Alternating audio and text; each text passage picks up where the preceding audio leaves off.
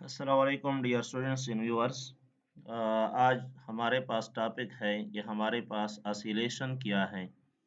What is mean by oscillation.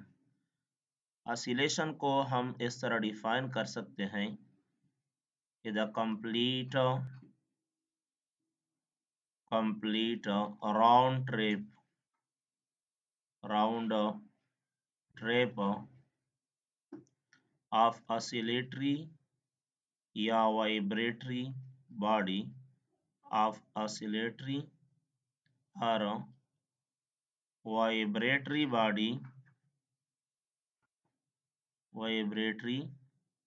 Body about mean position.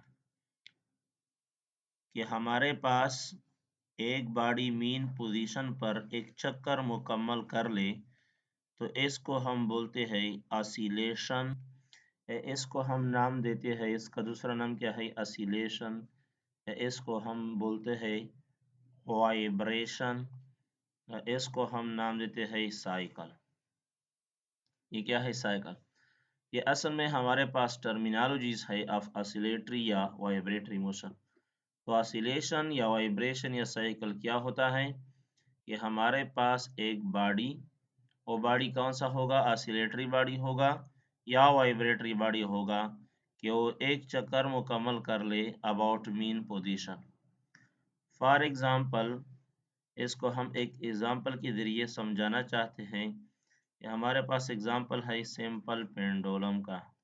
Simple pendulum.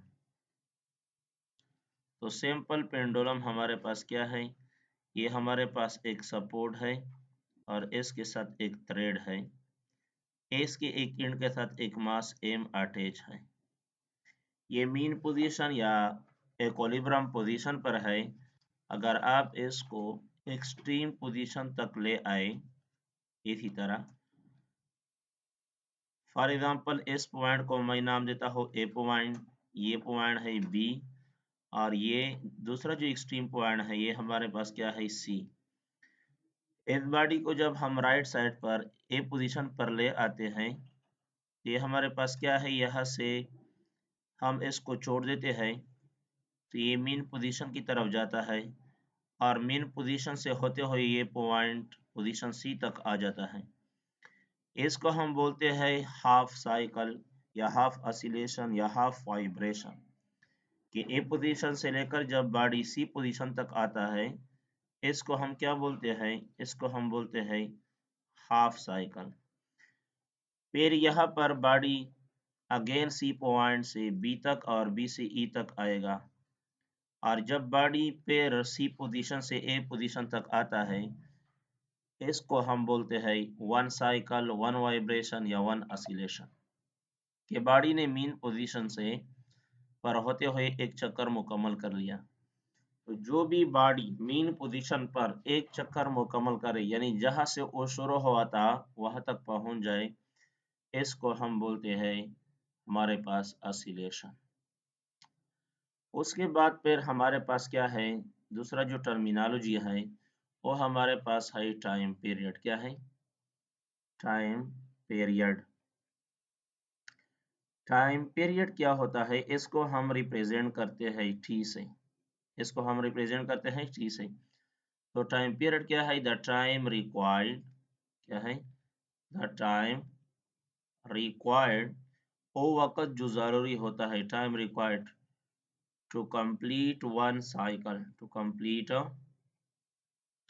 One oscillation, one oscillation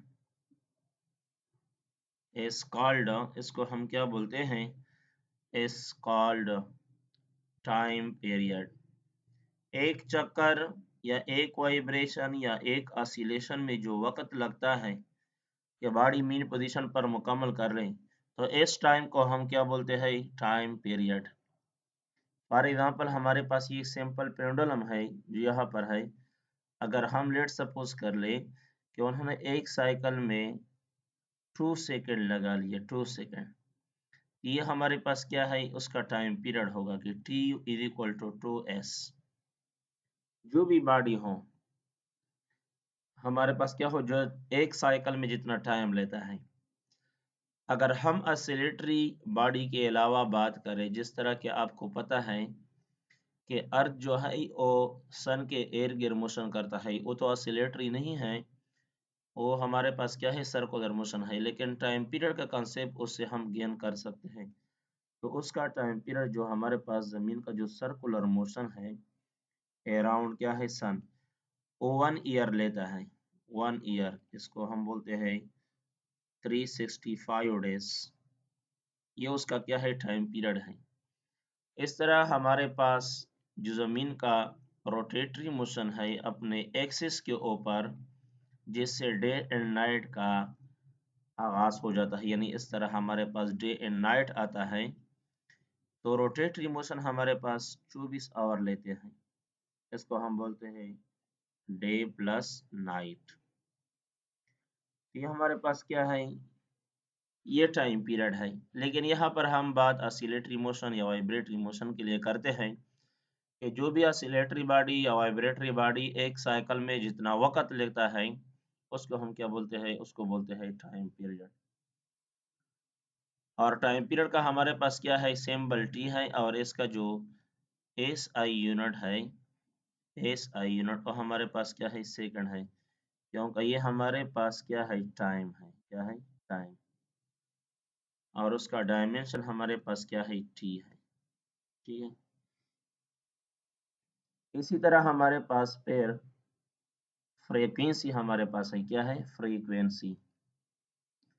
frequency हमारे पास क्या है, frequency है कि हमारे पास ये ऑसिलेटरी बॉडी 1 सेकंड में जितने साइकिल कंप्लीट करें, इसको हम एफ से, स्मॉल एफ से रिप्रेजेंट करते हैं।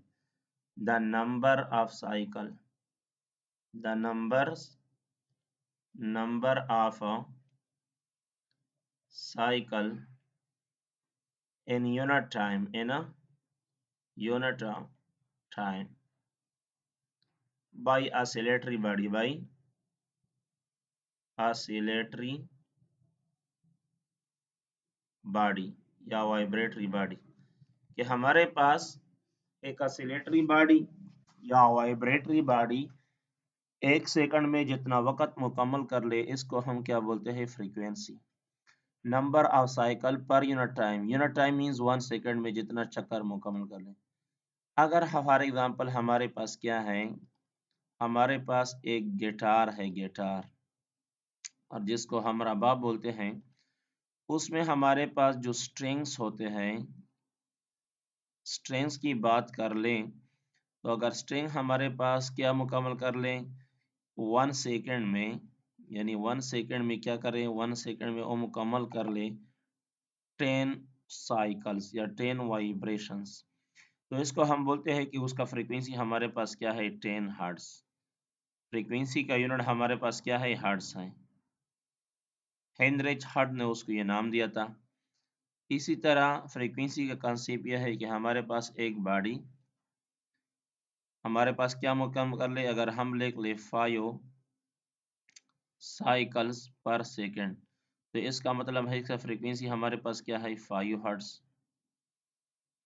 इस तरह अगर हम लिख ले 10 साइकिल पर सेकेंड, 10 साइकिल पर सेकेंड, इसका फ्रीक्वेंसी हमारे पास क्या होगा, 10 हर्ट्ज होगा। अगर हम लिख लेंगे हमारे पास 100 साइकिल पर सेकेंड, साइकिल पर सेकेंड, इसका फ्रीक्वेंसी हमारे पास क्या होगा, 100 होगा, हर्ट्ज। ठीक है। ये हमारे पास क्या है, ये हमारे पास क्या है, फ्रीक्वेंसी।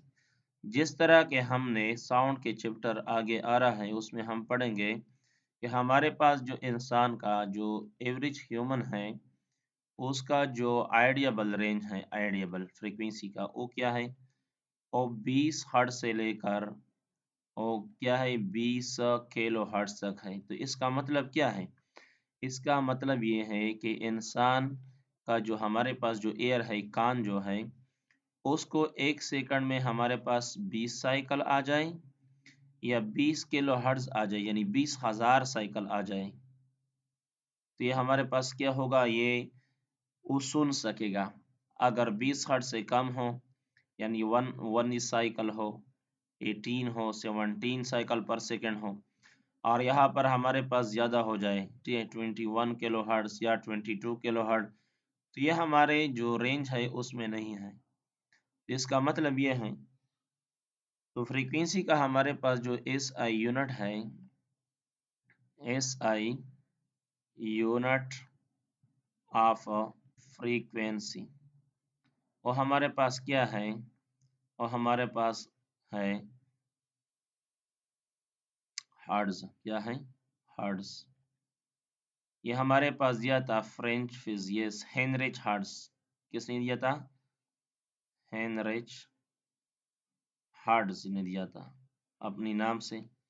इसको हम साइकिल पर सेकंड भी बोल सकते हैं, साइकिल पर सेकंड, ठीक है, या इस तरह भी बोल सकते हैं 1/सेकंड, या साइकिल पर सेकंड, या सेकंड इनवर्स। देखो सेकंड का हमारे पास जो सेकंड है वो किसका यूनिट है? वो टाइम का यूनिट है। Second is the unit of time. ये बात अपने साथ नोट करें कि सेकंड हमारे पास क्या इसका यूनिट है? ये हमारे पास ये टाइम का यूनिट है। अगर कई बार फिजिक्स में हम देख लें सेकंड इनवर्स, तो इसका मतलब है ये कि हमारे पास फ्रीक्वेंसी का यूनिट है, ठीक है, it is the unit of frequency. तो साइकिल पर सेकंड या हर्ट्ज ये एक ही बात है। और हमेशा के लिए हमारे पास यूनिट हम फार्मूले से हंस करते हैं, तो इस तरह फार्मूला हमारे पास आगे आ रहा है। वो क्या है? और हमारे पास ये है कि F is equal to 1/T। तो ये हमारे पास 1/, टाइम पीरियड का यूनिट सेकंड है। अगर इसका हम ऊपर ले लें तो ये सेकंड इनवर्स बन जाएगा और इसको हम बोलते हैं हर्ट्ज। आगे जो भी टर्मिनोलॉजी है वो हम डिस्कस करेंगे, उससे पहले हम फ्रीक्वेंसी और टाइम पीरियड का रिलेशन देख लेंगे, उसके बाद दूसरे टर्मिनोलॉजी को डिस्कस करेंगे। वो इंशाल्लाह नेक्स्ट वीडियो में आपको मिलेगा। तो अपना ख्याल रखें। Thank you for watching.